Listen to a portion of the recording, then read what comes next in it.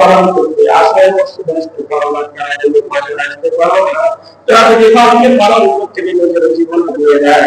আর আমি রাতে পালন করতে গিয়ে সামান্য মসজিদে এসে ঘুরে নামাজ করতে পারি না, তাহলে আমি কি কিভাবে নিজেকে মুসলমান বানাতে? हम मुसलमान हैं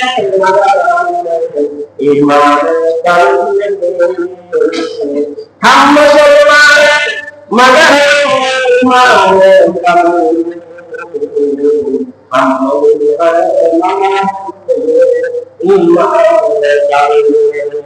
আমি নিজেকে দাবি করে মুসলিম, আমার নিজের নাম শুধু মোহাম্মদ নবী, আমার নিজের নাম শেখ ইসলাম নাকি শুধু এটা লেখা মতো করি আমি নিজেকে মুসলমান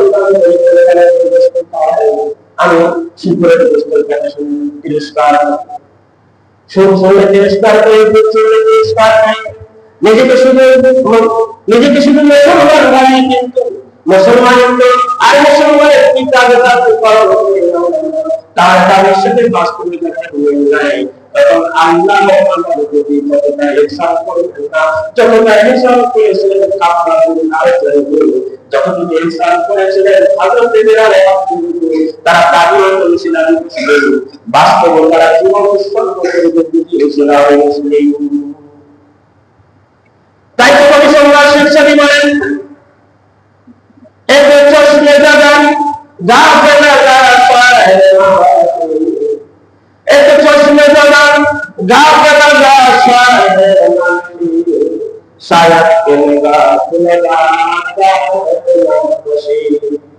कवि सम्राट শেখ সাদি বলেন তোমাকে আল্লাহ তাআলা জীবন দিয়েছেন, তোমাকে আল্লাহ তাআলা ঈমান দিয়েছেন, তোমার এই জীবন এটা সাধারণত জীবন নয়, এই জীবন দিয়ে হয়তো তুমি জান্নাত পেতে পারো, এই জীবন দিয়ে হয়তো তুমি ফেরাউনের শরীরে জাহান্নামে যেতে পারো।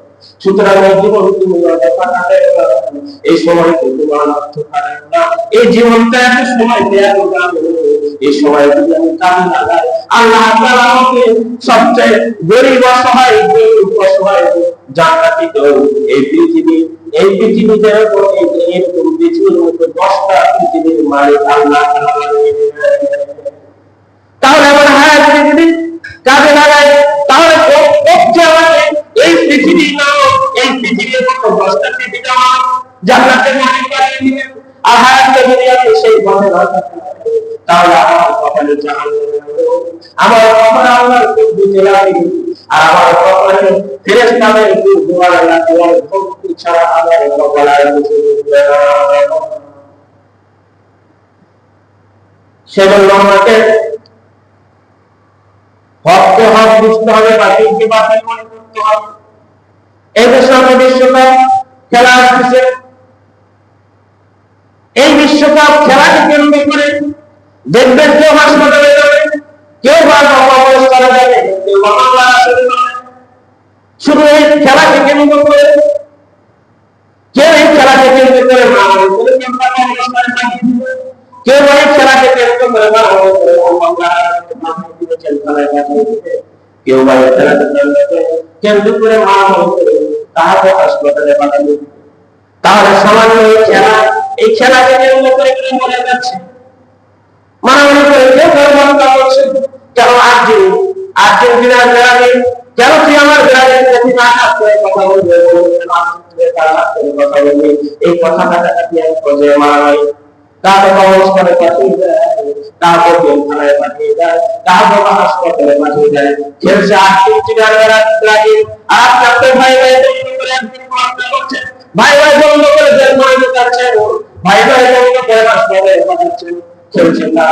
তার মানে আর্জেন্টিনার গ্রামে তারা তাদের খেলাধুলার প্রতি মাতামাতি না করে, এর থেকে মাতামাতি করে আপনি আরো বেশি পাবেন না। না না আপনি দেখেন, আপনি মেসি অনুসরণ করছেন, আপনি জার্সি পরছেন, মেসি যেভাবে চুলটাকে আপনি সেভাবে চাচ্ছেন, জার্সি সেভাবে করছেন, নিজের মধ্যে একবার প্রশ্ন করে দেখেন যে মেসিকে আপনি ফলো করেন, যে মেসি অনুসরণ করে যাচ্ছেন, জার্সি পরছেন, সেই মেসি তো বিয়ের আগে তার দুটো সন্তান হয়েছিল।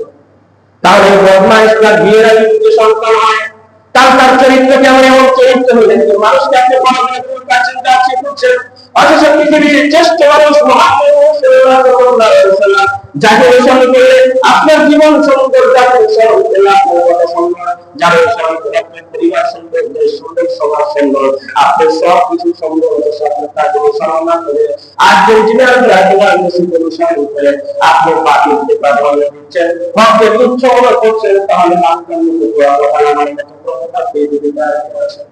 নিজের নিজেকে একবার প্রশ্ন করে দেখেন, এই যে খেলা আসছে, আমি বলছি না খেলা দেখা হারাম, দুই তিনটি শর্তে খেলা দেখা হারাম। যদি খেলাটা খেলতে গিয়ে শারীরিক উপকার হয়, ব্যায়াম হয়, যদি সেই খেলা দেখতে গিয়ে খেলা করতে গিয়ে যদি নামাজের বিঘ্নতা না হবে, সেই খেলা করতে গিয়ে আর দেখতে গিয়ে যদি সময় অপচয় না হয়, সেই খেলা আর সেই খেলা খেলতে গিয়ে আর দেখতে গিয়ে যদি তারও কষ্ট না হয়। হ্যাঁ, রাত্রি 2টার সময় 4টার সময় খেলা শুরু হয়ে গেছে, পাশের প্রতিবেশী অসুস্থ হয়ে সারা রাত ঘুমাইতে পারে না, সারা রাত ঘুমাইতে পারে না, হঠাৎ করে ঘুমিয়ে গেছে, আর আপনার একটা ভুল কথা শোনার সাথে সাথে 4-5 জনকে লাভ দিয়ে চিৎকার করলে পাশের প্রতিবেশী অসুস্থ ব্যক্তি ঘুমিয়েছে, তার কষ্ট হলে আল্লাহর কাছে আপনি খেলা দেখছেন, হাত পান করে খেলা করছেন, আপনি সেই খেলা তাকিয়ে তাকিয়ে দেখছেন, নামাজ বাদ দিয়ে ঘুম বাদ দিয়ে আপনি খেলা দেখছেন, অথচ সকল খেলা হারাম, সকল খেলা হারাম, সকল খেলা হারাম, সকল দেখা হারাম। হ্যাঁ, যদি পরিবার করে খেলা করে তাহলে দেখাও যাচ্ছে, খেলাও যাচ্ছে, কিন্তু হাত পান করে যদি কোনো ব্যক্তি খেলে তাহলে হারাম। যারা খেলছে তারা হারাম কাজ করছে, যারা দেখছে তারা হারাম। ওই যে মিশকাতে আছে এক সাহাবী, দুপুরবেলা গরমের প্রচন্ড গরমের কারণে তার কাপড়টা আটক করে বাদ করেছিল, না দেখেছিল, রসুল সেখানটা দেখেছিলেন আর বলতেছিলেন, অন্যদিকে তাকিয়েছিলেন আর বলতেছে দেখি তোমার সকল সাহাবী বলে রকম মাত্র মুসলমান হয়েছে, তার যে মানুষকে দেখাও যাবে না, তার স্ত্রী ছাড়া অন্য কোনো পুরুষ হয়ে যায়, মহিলাকে কোনো দেখা যাবে না। হ্যাঁ, চিকিৎসার স্বার্থে সেটা ভিন্ন কথা, এমনি কোনো দেখানো হারাম। সাহাবী বোঝে নাই, মাত্র সে মুসলমান হয়েছে, রসুল আপনার দিকে তাকিয়েছে, রসুল যখন তাকে বুঝিয়েছে সেটা কসম করে বলছে, আল্লাহ জীবনে আমার কার উপরে অঙ্ক করে দেখাবে না।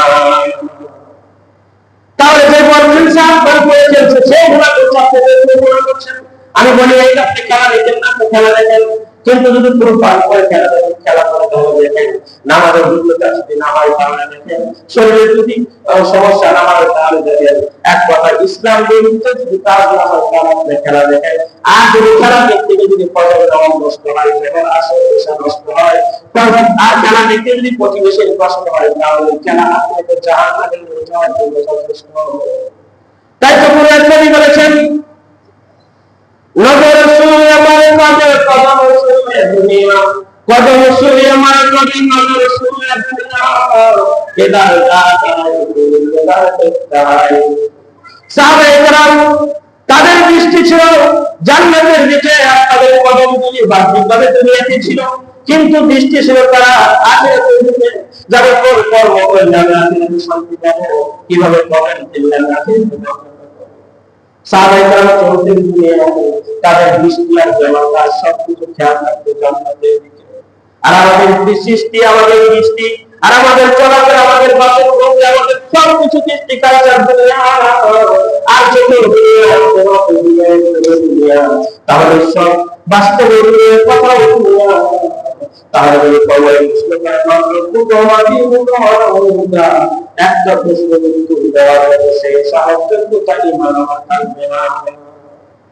সেজন্য আমি যে কথা বলছি, যারা মদিনাতে গিয়েছেন, মক্কাতে গিয়েছেন, দেখবেন প্রতিটি পিলারের গোড়ায় এসি দেওয়া আছে, ফাঁক আছে, গানের মতো সকাল বাতাস এসে শীতল বাতাস এসে, কিন্তু এসি কোথায় আছে শান্তি খুঁজে পাবেন না।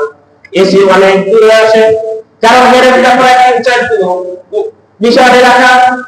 যদি প্রত্যেক পিলারে এসি শিফট করা থাকতো, তাহলে শব্দ দূষণ হতে এভাবে শব্দ হইতো। সেই জন্য পিলারের গোড়ায় দূর এসি শিফট করে পাইপের মাধ্যমে পিলারের গোড়ায় ঠান্ডা বাতাস করে দিয়েছে। ইমাম গাজালি বলেন, কোন ব্যক্তি যদি হককে হক মনে করেন আর বাতিলকে বাতিল মনে করা হয় যদি চলে, এই ব্যক্তিকে যখন প্রশ্ন করা হবে তখন তাকে যদি বলতে নাকি প্রশ্ন করবে তখন তাকে সবচেয়ে উত্তর দিয়ে দিবে।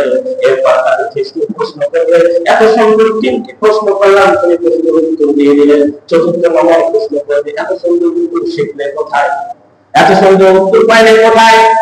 সে তখন বলবে চতুর্থ প্রশ্নের উত্তর দিবে, আমি কোরআন করেছি, কোরআন হক ছিল, আমি হককে হক মনে করেছি, যে রাসূল সুন্নাহ হক ছিল, হক মনে করেছি, আমি যে হককে হক মনে করে সেই কথা শুনেছি।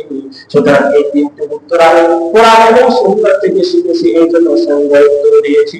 আল্লাহ তখন ফেরেশতাকে বললেন, জান্নাতে এসি ফিট করা আছে, সেই এসি থেকে সমুদ্রের পাইপের মাধ্যমে, যেমন মসজিদে নববীতে পিলারে গোড়ায় পাইপ দিয়ে বাতাস করে কবরে ভবন সন্দেহ জানাতে বলেছে।